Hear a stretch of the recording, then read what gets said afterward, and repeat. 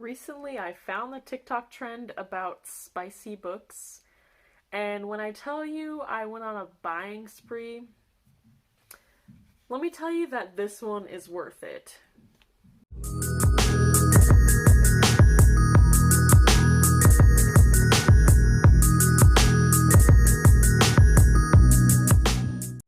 So, from Blood and Ash. Right now, there's 3 books in the series by Jennifer Armentrout. My French brain's kicking in, I don't know. So there's from Blood and Ash, A Kingdom of Flesh and Fire, and A Crown of Gilded Bones, which recently came out. And whew, there's gonna be 6, so 3 more, I believe. Ha ha ha! Yes, if this is what you're looking for, a little bit of spice. I'm gonna break it down a little bit and then give a little summary and then I'll review, so stick around. So from Blood and Ash is in Poppy Belfour's point of view, or Penelope. She is the maiden of the country and is basically the whole hope for a whole bunch of people, but she didn't get to choose this. She always sneaks out because the maiden has a bunch of rules on how to be the perfect maiden, so she always sneaks out and she meets this really handsome guard, like, hoo. And of course she's intrigued, but there's a lot of mental conflict of like, what rules can she break? What rules will she risk breaking if it might destroy her maidenhood, being the maiden, because she's the whole hope for a lot of people. But wow, is this world complicated, because From Blood and Ash does not feel like a vampire werewolf novel when you start reading it, and it turns into one. I think it's literally past the middle of the first book where I actually realized that it was a vampire novel, which is really funny because I got so invested before I realized what I was in. But it's good, and it takes it to a little bit of a different dimension than a Twilight, if that's what you're afraid of, because that's what I was afraid of. There's 2 different kinds of vampire-y creatures, actually 3 different kinds, if you count Craven. So, they're, like, you can't really... I don't want to spoil it. So I'll be very vague. There's 3 different types. There's also werewolf-y people, and Poppy does not know anything. She's been so sheltered, and so you get to figure out the world with her, and I think that's really cool. But you also get to figure out spiciness with her, or smuttiness with her. The first book, I feel like there's a lot of innuendos and flirting, teasing. Towards the end, it gets maybe level 3 spicy, maybe level 4 spiciness, yeah, but it's towards the end. So you're pretty much built up before anything happens. If you read the second one, I'd say it's consistently a level 3 or a level 4 spiciness. So that one, everything's been built up, and now you can be introduced into a lot more world building. Oh, I haven't read the 3rd one yet. I'm starting it today, so maybe I can inform you on that one as well. But again, if you're afraid of it being a vampire werewolf novel, like, oh, be mid-afraid.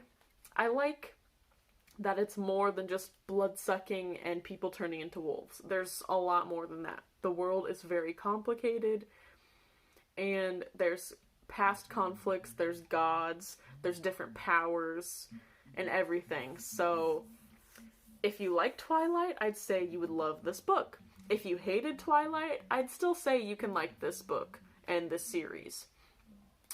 There's just other things to focus on, especially the spiciness. But I just can't help but laugh at the fact that I did not know this was a vampire, like, romance. No, I saw it all over TikTok and I didn't even realize. I mean, there we go. Also, the love is, like, strangers, guard, to friends, to lovers, to enemies, to lovers. So it keeps going. It's crazy. It's good. I think most people start reading this series after they finished Silver Flames, Sarah J. Maas. So it is a good transition. It is a good series. They're fairly long books. The one thing I do have to say is they're pretty expensive. This hardback was $34. I hate spending that much money because I could buy 3 YA small paperback books with that much money. But I got the next 2 paperback and I believe they were $15. So a lot easier when you buy them online instead of at Barnes & Noble. Yes, whatever. I know I shouldn't buy everything from Barnes & Noble, but I have a membership and I need to use it. Where were we again? Oh, my little introduction to the series. So, yeah, I think sometimes the world building is confusing. Sometimes you're just so in the dark that it gets frustrating or boring, or you're waiting for the spiciness because you keep getting teased. But I think that kind of just goes along with it. So there are some frustrating points and slow points in a book, but that's normal. It's normal. And I really loved the first book because I read it in one day. This has 400-ish pages. That's not very long for me. One day. Second book, 2 days. So you can do it. Anyone can read this series super fast. There are huge cliffhangers at the ends of the books, though. I finished this and I had to read the next one. I went out and bought it the next day and I had to get it. I finished the second book and I had to read the next book. So that's just what happens. Be expected to be in pain. Lots of pain. Since I just finished the second one, I want to go read it so bad right now, but I'm making videos. But to finally get onto the review, there's going to be a little bit of spoilers sprinkled in here, so if you have not read them, probably don't watch the rest of the video, okay? Alright, from Blood and Ash, oh my god, I love it when you unveil a character. There's so many interesting things that Poppy doesn't know about herself, she doesn't know about anything. Oof, I just love this tension that's built up in this book. Oh, I adore it. So like I said, I read this book super quick. Obviously, I like Poppy as a character because she is strong female lead, but she's also like, I don't know how to say this. She's damaged, but she's not broken. Like, she has had a rough past and a rough present, but she is so strong and she fights for herself every second of the way. So I respect it and I really connect with her. I think she's just a cool character overall, and we know nothing about her really, and we're going to know more about her. Like, I think that's what the next 2 books are about. At least the second one, I figured some of the stuff out. So, whew. Plus, the hatred that also burns with passion. It's nice. But, whew. I said but way too much. I don't know.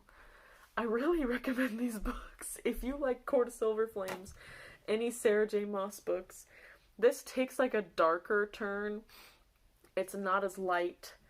It's not as true love, but it is definitely there, and you would definitely like it if you enjoyed anything vampire-y, anything Sarah J. Maas-y, and especially if you love spicy. So please tell me what you thought and leave comments down below. I'm gonna go read A Crown of the Gilded Bones. See ya.